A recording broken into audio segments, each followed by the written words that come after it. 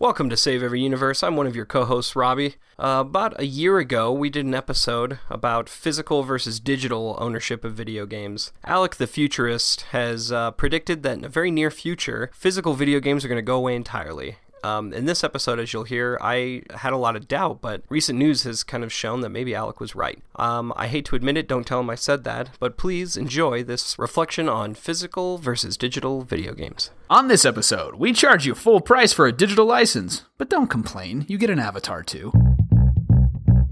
That's like the benefit. They're like, oh, it comes with 4 avatars and it's $10 more. Dumbass. Make that that's the intro. On this episode, we charge you $60 for a dumb fucking cartoon picture. I gotta tell you, I get really into those, actually. They are cool, themes. but like, care about it's the for the avatars. price. It's like, no. I like having the themes, though. I wish they would just release them regular for the regular price. Like, throw in a couple avatars. Like, When they lock it, too, like the God, I was looking last night. Yeah. You can only get the God of War theme if you had bought the digital. Yeah. I was like, I would pay you $5. I thought, I went and looked for it actually for like $1.99 or whatever. Yeah, I'll pay you a few bucks right now. Yeah. No, can't have it. Yeah. Fuck you. The physical pin that came with pre-order though was kind of cool. Did you see it? The Atreus and Kratos pin. Pin? Yeah, it's like a physical, like a pin. I'm gonna put that on my fucking lapel, like on your sleeveless jean vest. When like am a I gonna hipster. ever wear that? Welcome to Save Every Universe. I'm a bear, and with the help of a bird in my backpack, I'll collect enough jiggies to unlock all 9 worlds and stop Gruntilda. Gruntilda. That's what I said. Yeah. That's a good one. Yeah, thanks. My name's Robbie. I'm a ninja who was left for dead by my brother, and after finding inner peace with my partially robot body, has found a worthy cause to dedicate my life to. Is that more Overwatch? I'll tell you next week. Okay. Who were you last week? You said you thought you got it. Do you remember? I don't remember. I forgot to look at it before we... What was it? I was Magneto. Oh, yeah. Okay, so actually, yeah, when I was looking back at the episode, I was like, oh, he says magnetic in the beginning. Yeah. And I didn't... When we were recording, I didn't hear it. I just heard Concentration camp, and for some reason so I was like, oh, yeah, Magneto. I did get it, but not be like the dead giveaway. That's pretty weird, man. I got it. I really did get it off the concentration camp. All right. Clue. And last time, I was Cletus Cassidy, or Carnage from Maximum Carnage. Yeah, I had been Spider-Man specifically from Maximum Carnage, Yeah. like in an early episode. Yeah, so if you missed it last week, we did talk about superhero video games and, kind of the good, bad, and ugly, how there's not that many, but the future's looking bright. If you missed that, definitely go back and check it out. But today, we are talking about physical versus digital game delivery formats. Ownership. What have you on the docket today, Robbie? So, one of my coworkers is really into retro games. He's a collector. He's been bringing in consoles and restoring them, which is pretty cool. He just bought like a Super Famicom, which is the Japanese Super Nintendo, and like restored it, took all the yellow out of the plastic, That's cool. and was showing me the cartridges and It'll stuff. take forever, it seems like. Yeah, well, I mean, he used to It's own like a video restoring game a car, shop. though, I guess. And he used to own a video game shop, so he knows what he's doing or Yeah. whatever. So, but it kind of got me thinking, and I was looking at different cartridges. It made me think about the fact that like I could look at a picture of a Super Nintendo cartridge and know what it feels like. Yeah. Like I could remember the feeling in between my fingertips and the granules or whatever, the grain of the plastic and stuff. And I realized like I couldn't really do that anymore. Right. I couldn't tell, like I know the smell of a cartridge, right? I don't even know if there is like a distinct, I mean, it's plastic, right? I don't know. You're right. And like even when we were growing up, like there was something to like you'd go over to your friend's house and stuff your coat pockets and like with like 64 games or whatever and go out into the cold and go to your friend's house and pull out all these pieces of plastic. And there was something cool about that. Yeah. Yeah, I remember stuffing like N64 cartridges into a duffel bag and like them. Wait, hold on, I think it's in my shoe. Like when you were doing a sleepover or something.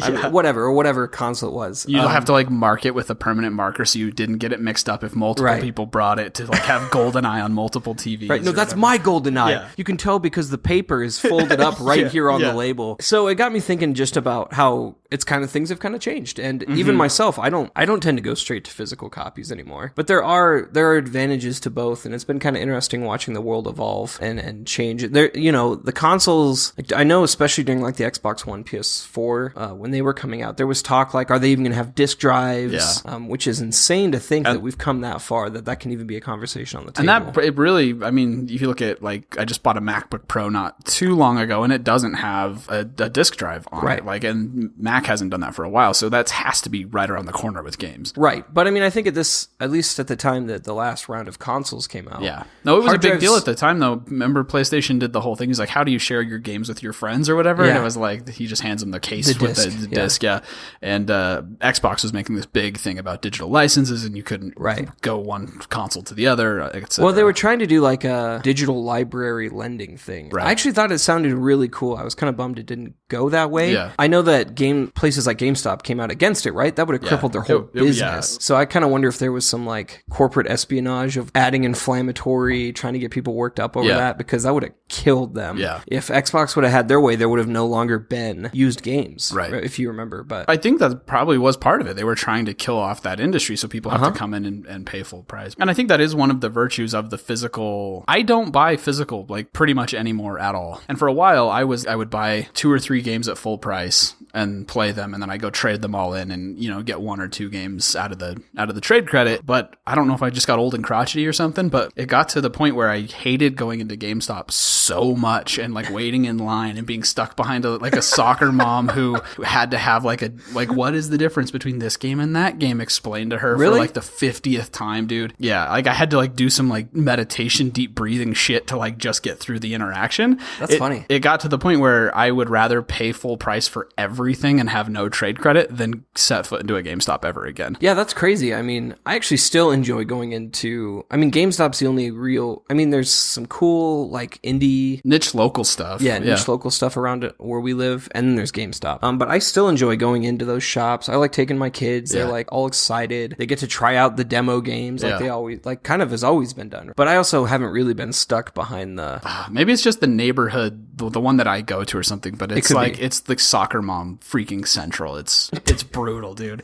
But by the time I get to the counter, actually, I generally like talking. It's fun to have an interaction and be like, oh, you know, anything new? You want to pre-order this or that? And then you get a conversation going about what looks good, why not. It's a good gaming conversation you wouldn't normally have in your day-to-day interactions. I'd like that part of it, but man. And I feel like the employees have gotten, at least this is taking a little bit of a sidebar, I feel like they're not as pushy with the pre-order thing that they used to, like, and we talked about this in our very first episode. For the most part, they're actually quite tasteful and friendly about it. It's more like, hey, you want a pre-order thing? Yeah, it ends up being more of just a conversation than it is like a pre-order now to get turbo avatars or whatever that's called. So I will say, this kind of brings it back. I've actually used GameStop to trade in physical copies of stuff to get a digital license for them. So I've actually like kind of blended them both together where I had old games I wasn't going to play anymore, traded them in, but didn't want a physical copy in return, especially for like DS games and stuff. I'm like, no, just give me the digital whatever. And some of those DS games, like that's the only way you can get it. Like especially the remakes or whatever. Like I went and traded in a bunch of stuff for Pokemon Yellow. They ported it to the 3DS. Right. I couldn't get a physical copy, so it was, and I think actually weird. I think the last time I went into GameStop, I traded in some stuff and got like a PlayStation Store gift card with it, and then went and bought whatever. Yeah, I've done that to give to gifts as well. Gone into GameStop to buy a card, and it's kind of weird, right? It feels different than buying a gift card, especially if you're getting a digital game, because like they just give you a slip of paper, right? And I feel like there's this faith where I'm like, I hope this works when I put the magic numbers in. Yeah, okay, but like I just handed over my merchandise, like things I physically owned. Yeah, and I think that is there is definitely something to that, like just handing over money for like this digital license thing. And I think that used to feel weirder than it does now, because like now with Netflix and Hulu, you're used to paying a monthly fee to get access to all these movies you don't own. That's true. Which would have been prohibitively expensive to own all those, you know, that catalog or whatever. With Hulu, with TV, with like Apple Music, it's like I think that's where gaming is headed eventually. Yeah. Like I wouldn't even, I guess that people are testing the water with it. I think EA did something like this where you pay a monthly fee and you get access to like their whole sports library or whatever. EA Access, I think you can access a bunch. And there's the PlayStation one where you get access to all the PlayStation 3 stuff and all that. It's like a monthly deal, and then Xbox has something similar. So it feels like they're going that way. And I don't know if the big AAA pay full price to like own the license to that game. I don't know if that'll ever go away, but it does seem like it is slowly migrating that direction. Yeah, it is kind of an interesting business model. I wonder if, I guess I should do more research before we start talking about that, but I don't know if do you still install it on your hard drive? I mean, do you still need the physical space? I've never, for the PlayStation one, for the, example? like EA Access and stuff. I think you do, at least for some of them. The demands of streaming something of that volume still seems like it would not work at this point. Like most people's internet in most parts of the country, at least in America, are probably not that good unless you're like near a big Google hub or whatever. Well, I know that there's still like the disc Netflix subscription for games too. My brother Gamefly, and he's been on a bunch, and he uses it, especially for games that he thinks he just So that's actually a good point. Like, what's the difference between like subscribing to something like Gamefly, where they send you, it's still a physical disc, but you still don't own it. Like, it's not that different. It's all to me at least, what you're really paying for is the experience that game promises. I'm not too big. I'm a little bit of a minimalist. I'm not too big into like the collector aspect of it. Like, I don't want to line up the games and show them off to my friends, or I don't want to do any of that stuff. So paying for a license or whatever, it's just you're paying for the experience it delivers, not for the box and all the stuff that comes with it, to me. Well, let's talk about the box and the stuff that comes with it. So one of the things that I think about physical games, especially in the past, was the box and all the stuff that came with it. I mean, I remember I bought Super Mario RPG full price Super Nintendo. I think it was $50. Yeah. I remember like going to the glass case, and I had saved up all my money and I bought it. And the instruction manual had Luigi, who wasn't in the game, walking you through how to play the game. And I thought it was so cool. They did used to do really cool stuff. Like, I remember when you bought like a Mortal Kombat game back in the day, it came with like the booklet with all the moves, and that was your Bible for that game. Right. Like, it never left your side. Anytime the pages would get all worn and used. And I remember when it shifted over from like real full booklets to like, it was like a little single insert that was like, buy more crap from PlayStation. It was more of an ad. And like, I do miss those days, but those days have been gone even since, even before digital was like the dominant force. The instruction booklet kind of went away, because it was like, once you could look up all the all the moves online, or they put them in the menu or whatever, it was like they just started phasing them out even a long time ago. Yeah, especially like on the Xbox, you'd get like that. It used to be like a 6-month trial to Xbox Live, and it was a 3-month. I think now it's like 2 days. Yeah, it's crazy, but whatever. I mean, you get those trial scratchers. Sometimes you'd get some like bonus content, but even now it seems like it's marketing pieces. It's not like a support of the experience of the game that you just bought. Yeah, right. It used to be art. I mean, they would hire artists to actually come and draw stuff for the game, and even box art used to be really cool. Yeah, and it does remind me of the days past of like when you'd go into like a music store and browse CDs, and then you'd buy it and you'd get home and you'd see like what they did with the art, with the lyrics, and it's very similar. Like that went away. We have endless music now in iTunes, but there was something to buying an album and getting this whole packaged experience of what the artist had in mind of what this album would be. Like that, I think that some of that with games is gone as well. I think so too. Now, I think there's some like decent like environmental reasons for that, right? I mean, God, some of those instruction manuals are like a whole damn tree, right? Some of those books were like thick. So I can't imagine how much paper has been saved just by putting that all digitally. But I still feel a little the environmentally thing. There's a whole list of reasons that you can go pros cons for this conversation, and like, but I saw doing research online, and people are like, it's more environmentally, like, really, like, how? I don't know. If you're gonna save the environment, the packaging on your video games is probably like not the place to start. No, I mean, it doesn't seem to have stopped anything, right? There's the science isn't looking good. Right. So it turns out, guys, it was not Super Nintendo Who'd have video thunk games. It? Yeah, who'd have thunk? We'll have to figure this one out. Yeah. Back to the drawing board, boys. But I do agree. In fact, I don't know if you still do this. I feel silly about this. I still open and check the inside flap of a game. Even on all these Switch games I've bought, there's nothing in there. It's sad when they're empty. There's like a little, you open it up with a little bit of expectation, and then you're like, oh, there's like this kind of deflation of like, you wanted something to be there. So when I open like a map of Hyrule in Breath of the Wild, there's some kind of little extra added value token thing. Yeah, actually, so I bought when I bought Chrono Trigger on the DS, it came with a cool picture that Akira Toriyama had done. It was the original cover of Chrono Trigger, but it's like a poster, and I framed it. It's in my hallway right now, and that was cool. I mean, it came with. They did that a lot, actually. It would be like a map or something, but it was always done in an art style where you wanted to put it up on your bedroom wall or whatever. Yeah. Right. Now, whether or not it's a waste of money, collector's editions still do some of that. Yeah. That's kind of the closest to that feeling, if you're willing to pay, though. I bought the Destiny 1 collector's edition. With the ghost and all that stuff. And I mean, I don't know whether it was a good or bad decision, but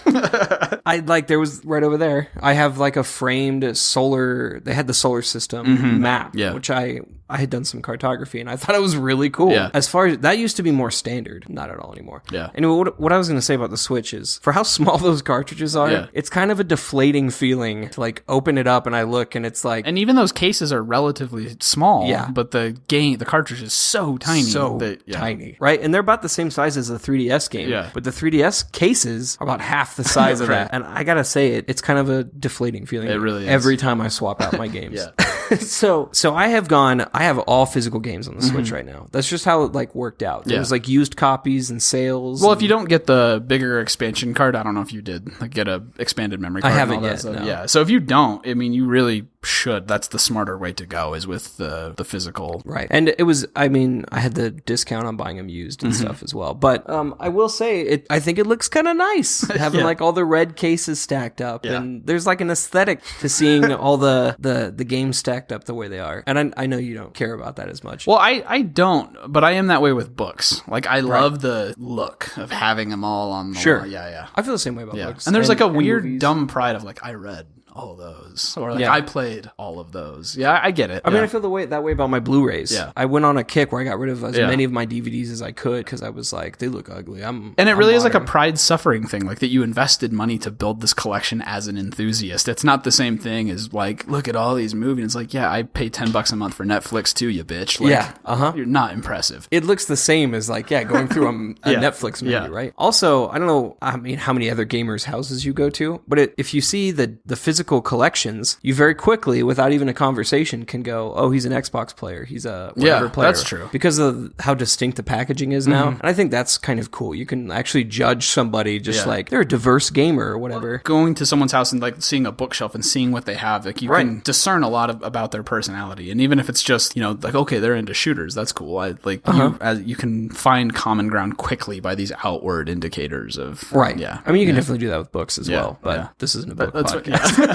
The collection aspect of it serves that same purpose. It really is like an outward token of this, like, I am a gamer and these are my things. And that's true. Yeah. And you see that, I mean, differing degrees. Like Jimmy is really big about he likes to show off. I think every version of the Xbox 360 that came out, like he had like the Gears of like War and the almost all the Halo and collector's like he bought them as they came out. Yeah, the Resident Evil full console. one. He was hardcore about it. He was. Yeah. He doesn't have them on display. I think he wants to though. But it's kind of crazy looking. So do you have a thought though? So I would say for me personally, overall, I'm glad the digital age is here. Like to me, the collector thing is like not a big deal. I don't feel anything weird about the licensing. Like $60, I get full access. That's fine. I don't need a touchy feely thing. I'm good about all that. But another aspect of this whole conversation is that now that everything has shifted to digital, it does seem like developers are, and we've touched on this a couple times in the past, that it's almost like a free license now to be like, oh, it's digital. Like shove the game out the door. We'll fix it in day one patch. We'll fix it in DLC. Right. We'll fix it in this. We'll fix it in that. And in the old days, it was like they had to work really damn hard to make sure everything was perfect that got coded onto that cartridge and then went out into the world because you get one shot. Right. There was no patch. Yeah. Do you think it has made developers lazy, or do you think that's just, is lazy the right word? I know ultimately it's just the world we live in and the Pandora's box is open, but yeah, we have talked about this a little. I think some developers do take advantage of that. I think other developers are just excited that they can patch, right? That they can fix something. That like God of War, right? As an example, game was like pretty damn near perfect. I didn't hit any bugs. I didn't hit anything. And I played like 5 hours probably. And then I saw these little tiny patches like just start rolling out. And it is cool, even in that, like they could drop a perfect game and then like all those tiny little things they could just kind of polish up afterward. Right. Like, that's cool.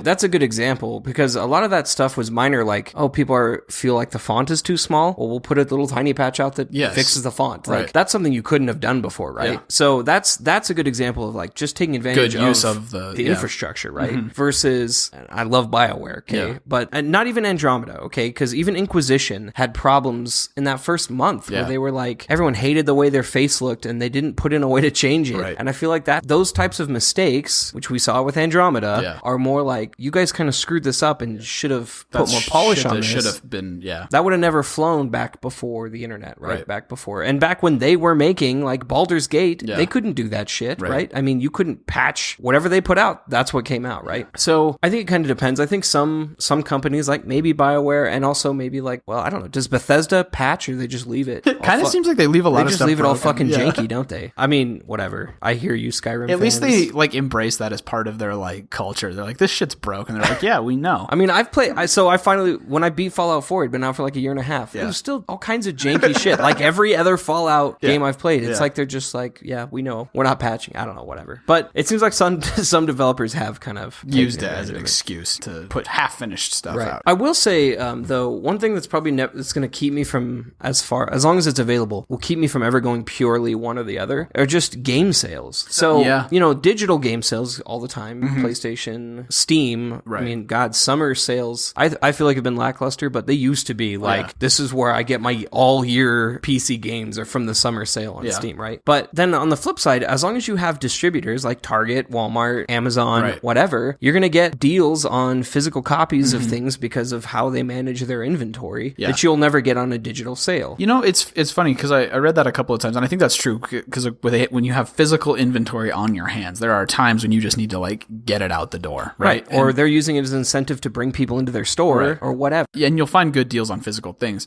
I have noticed the digital deals have gotten more frequent and they've gotten better. I think that argument is like starting to tilt back the other way a little bit, man. On the PlayStation Store, there's regular good sales, and sometimes I feel like online deals have gotten much more competitive. They're great. I think they're just as good. But what I mean is, like, it'll kind of depend on how much money I have at the time, right? There may be a great sale, but if I'm broke, I can't buy it, and then I'll see it at Target. And that's the other thing, is my awareness of it. If I'm just naturally going to a store and I'm at Walmart or whatever, and I see a game on sale, I'll even bring it up on my phone real quick. Like, what is this digitally the same price? Oh, this is only on sale right now. I've got money in my pocket right now. I'm going to buy it right now, kind of a thing. Really just opportunity. I still, because I'm really lazy, I prefer to buy it digital. I can't tell you how much I grumble and my fat ass is complaining every time I swap a Switch game. And my kids are like, can we play Mario Kart now? Gotta lift that little plastic tab. Are you kidding me? Let me get my thumbnail in there. It really is weird, like how fast you get spoiled, because like all my games on PlayStation are digital, and so it's like you hit the PS button, go back to your menu, don't have to get off my butt. On the Switch, it's like, oh my gosh, I gotta. Or if you're gonna switch the controller over to the Joy-Con, you're like, I have to get up and take it. My legs are tired. That standard is so ridiculous of like what's too much work. It's insane. It is, especially if you think of like back in the like NES days. I'm like.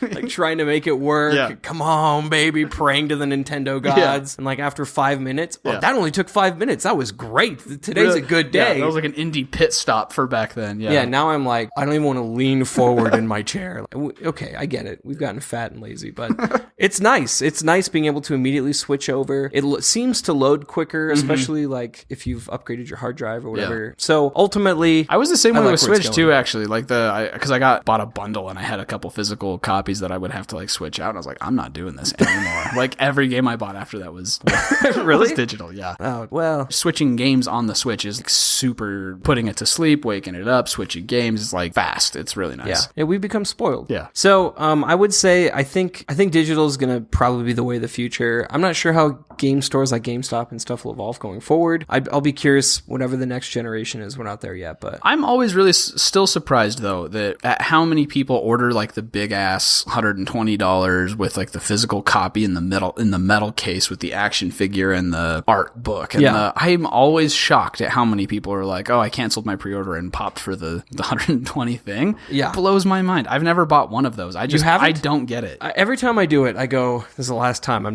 never doing this again. But like I already did it for the Spider-Man game. Yeah, I know. I'm so excited for it. You bought the physical copy. I bought the physical with the statue. They didn't even reveal what the whole statue is. Okay. I know. They were like totally baiting. They're like, and 3 costumes yet to be revealed, and people are just lining up for that. It's already sold out. They didn't even have to. They just had to let you know. I mean, it's crazy, right? But it is such a damn pleasure to open those boxes. Yeah. Bungie used to do. I mean, Halo 3, I think. No, Reach. Okay, I bought Reach, and it came with that statue of Noble Team. Yeah, but it came in this crate crate. It came in this like battle crate thing, and it was like a ceremony opening it up. I think cell phones do that pretty well now, and consoles. When you buy a new console, it's kind of like when you that. buy a new electronic thing, it's like there is definitely like a ritual and a smell, and it's just awesome. So it's like that, but with a game. Yeah. So I mean, you shouldn't do it with just any game. And I'm really I'll do that. Maybe this is the year I'll finally buy a big expensive. Spider-Man's already sold out. Yeah, maybe like Red Dead or something. Red Dead 2. You should go through the experience, but look into it and see what the thing is. Because like, there's been stuff where I was like, oh, maybe I'll get the collector's edition, and it's like some demon spawn screaming skull, and my wife's like, don't even think about it. My children scream and run away from the screen, and I'm like, that's probably not the one. Look, the art book and the action figures, that's just not. I just don't care. They're not action figures. They're statues. Whatever. Collectible. Whatever.